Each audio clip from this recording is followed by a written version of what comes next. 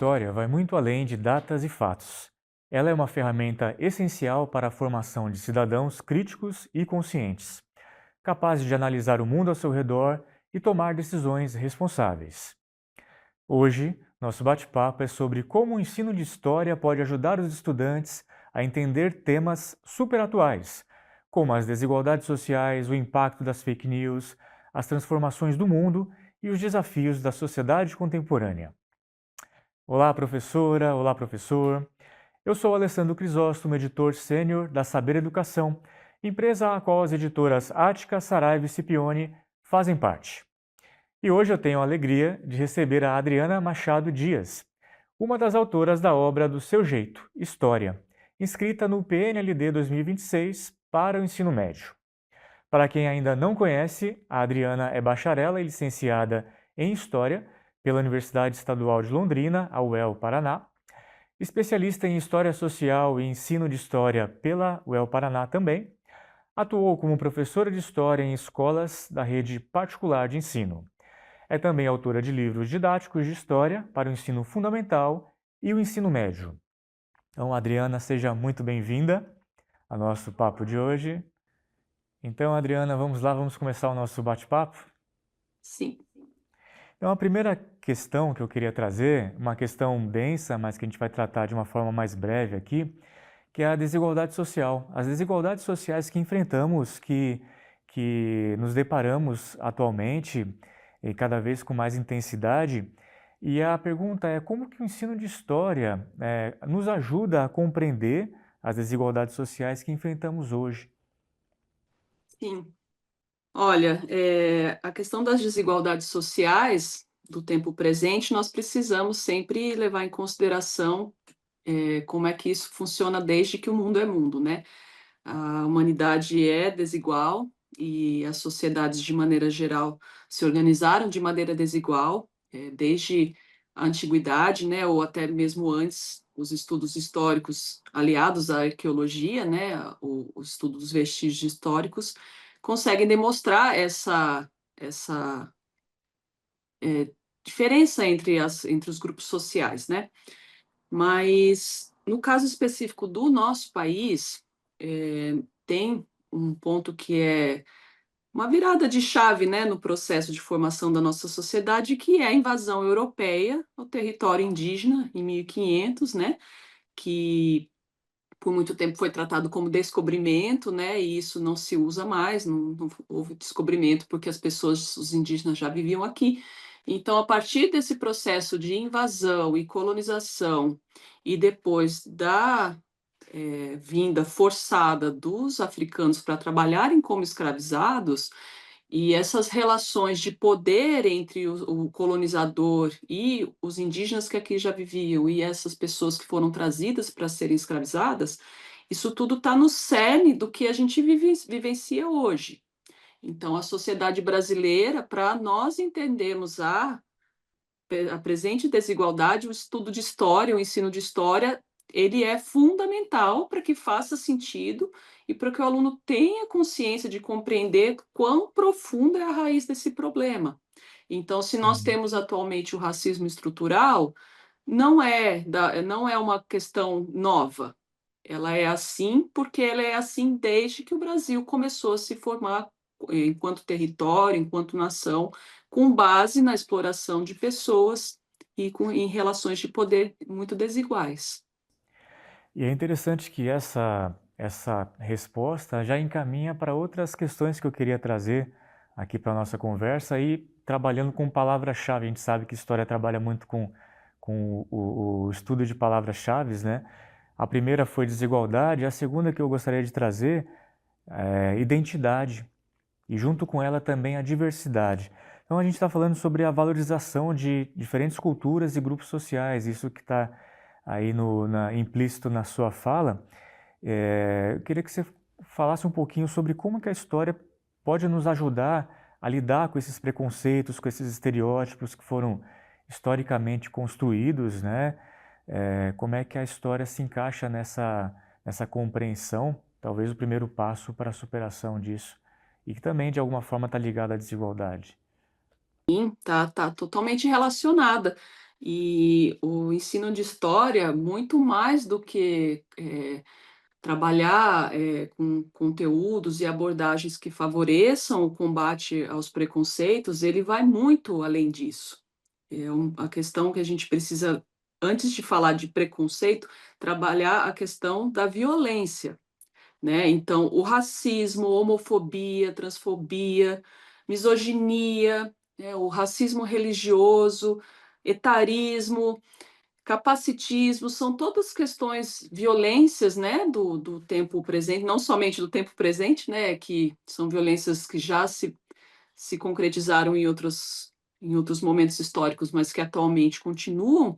Então, o ensino de história atua, porque quando você compreende o passado, você compreende a origem das coisas, você tem uma condição maior de desenvolver o pensamento crítico, porque você vai olhar aquilo e falar, mas por que que é assim? Sempre foi assim? Mas isso está assim por quê? Então, nesse sentido, o ensino de história, ele favorece esse olhar crítico do estudante. E nesse contexto de olhar para as violências e compreender a origem delas, tem também um processo de incentivar e valorizar a diversidade. Então, não é somente dizer, olha, você não pode ser homofóbico. Não é uma questão de poder. Ele tem que compreender que não pode, porque tem leis, né, que coíbem esse tipo de prática e que tem todo um processo histórico de luta pela diversidade e o reconhecimento desses atores sociais na luta pelos seus direitos, o direito de viver, o direito de ser, né? Então, às vezes a gente pensa que a questão dos direitos é uma coisa mais superficial, não é nada disso. Tem grupos que sofrem violências que eles não têm o direito de existir. Então, é uma luta profunda, é uma violência grave, né? E nisso também a gente pode citar o racismo, já falei na questão anterior. Então, são questões que, ao olhar para o passado e o ensino de história trazendo como é que você valoriza os diferentes grupos sociais, assim a gente cria um ambiente propício para o aluno se posicionar. Então, eu acredito que é muito importante nesse sentido sempre olhar para o passado. E muito interessante na sua fala essa questão da dinâmica mesmo de escola, de sala de aula, que claro que o estudante não vai se contentar com um não pode. Ele vai sempre trazer o porquê não pode, da onde que vem isso, qual que é a causa disso. E a história tem muito a acrescentar a essa curiosidade legítima que eles trazem e muitas vezes não é atendida, né, pela sociedade. Mas eu queria então trazer um outro ponto de alguma forma também se liga a isso, que são as fake news, uma manifestação muito atual e que serve para reforçar estereótipos, para reforçar desigualdades, reforçar preconceitos, né, o negacionismo. Então eu queria perguntar para você como que o estudo de história, aí falando principalmente da análise de fontes históricas, pode contribuir para lidar com a ruptura, com a desconstrução de fake news, vamos dizer assim e criar uma leitura mais crítica das informações. Olha, uma questão que é interessante a respeito das fake news é que, no geral, quando nós escutamos, né, fake news, nos remete ao tempo presente, à internet, à rede social, né? Mas o fenômeno das fake news, ele já é estudado por historiadores, né? E ele acontece desde muito tempo. Então, existem fatos, né, comprovados, né, historicamente, de que, principalmente no âmbito político, havia essa disputa de trazer uma mentira, não é só uma notícia fantasiosa, são mentiras, são coisas que Uhum. são inventadas, né, com o Intencionalmente, né? intencionalmente, né? Então, teve um caso no Império Romano que o adversário político do então imperador, ele lançou uma fake news, né, guardadas as devidas proporções. Obviamente não existia esse conceito na antiguidade, tá? Mas Uhum. ele lançou que ele tinha um comportamento que não era aceitável naquele contexto. E a coisa disseminou. Uhum. Então, por exemplo, durante a Fofoca, né? Revolução, A bela e boa fofoca. a fofoca move a humanidade desde sempre. E só que a fofoca, ela, quando utilizada como ferramenta política, né? Então, ela Uhum. acaba ganhando proporções que saem do controle. Então, pensando, fazendo esse apanhado histórico, a gente vem para o tempo presente, dá um salto, né? Que as fake news, desde que a internet foi popularizada, né, de maneira geral, ela ganhou proporções é, que saíram completamente do controle. A E escala é muito a maior, escala é né? muito grande, a rapidez, o alcance dessas notícias falsas é muito grande e nós temos visto, né, nos últimos anos como a coisa ganha proporções complicadas, então tá muito simples criar uma fake news, porque e a irresponsabilidade na divulgação disso, ela começa em quem cria, que no caso é criminoso, né? Não só Uhum. irresponsável, é um crime, você comete um crime, você difama a pessoa, você, enfim, entre outros problemas. Só que a irresponsabilidade de quem ajuda a disseminar, e nem sempre as pessoas fazem isso sabendo que estão fazendo. Muitas pessoas, de fato, disseminam acreditando naquela mentira. Então, Uhum. vai além desse problema de a pessoa ter um mau caráter e decidir compartilhar de propósito. Muitas pessoas fazem Uhum. isso sem saber que aquilo é mentira. Uhum. Então, no caso do ensino de história, e trazendo para a questão das fontes históricas, isso se relaciona no sentido que, quando você aplica o método de análise de fonte histórica, você acaba tendo a condição de transpor aquilo para análise de uma notícia. Então, você recebe o que o aluno deve fazer com aquilo, quem fez, quando fez, por que fez, para quem fez, com qual Uhum. objetivo? Então, ao fazer essas perguntas para as questões que ele recebe, é bombardeado diariamente pela internet, então é o mesmo, vale como você aplica isso para ler uma fonte histórica muito antiga, né? Guardadas as Uhum. devidas proporções, enfim. A aplicação do método histórico de análise das Uhum. fontes pode ser muito útil na questão das fake news. Não é só dizer, olha, tenha cuidado e vá checar.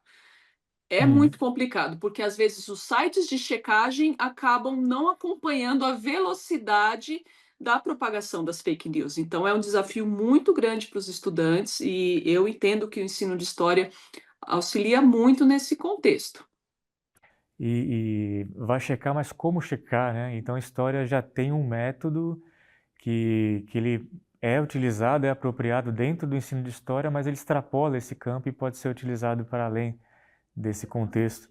E quando você comentou de Roma, foi interessante porque quando você começou a falar, eu já lembrei de Roma e toda aquela dinâmica, né, do Império, e como que como somos herdeiros disso tudo, desse passado, de Roma, da Grécia, de outros lugares, de povos Eles, originários daqui também. nas paredes de Pompeia, né, que devido à tragédia, né, do vulcão e a morte das pessoas daquela maneira tão agressiva, isso acabou gerando a preservação, né, material da cidade, e ao longo das escavações apareceram, por exemplo, os grafites, né, que Uhum, eles desenhavam, né, nas paredes, eram grafites da época, mas com vários conteúdos de, olha, o fulano ele fez isso uhum, com a mulher do cicrano. Então, é, uhum. a fofoca e a fake news, elas estão ali na Revolução Francesa, isso aconteceu também. É, meio que Os uma charge de jacobinos, tirinhas, né? sim, jacobinos e girondinos, eles ficavam fazendo isso,